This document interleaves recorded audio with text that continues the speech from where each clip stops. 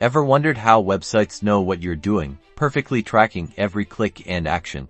Let's dive into how to find your hidden event snippets in Google Tag Manager, the key to unlocking that data for yourself and your website. First, head to your Google Tag Manager account and select your container, then navigate to the Tags section within the workspace. In the Tags section, you'll see a list now.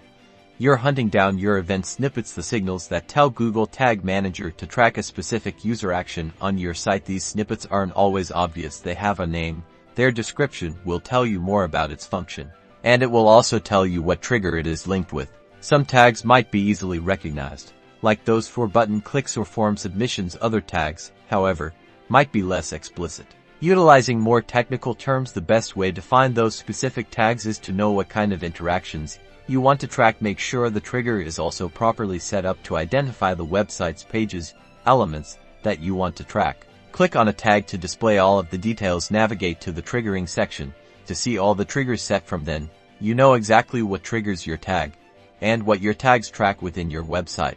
Understanding event snippets unlocks incredibly valuable user behavior insights to enhance your website.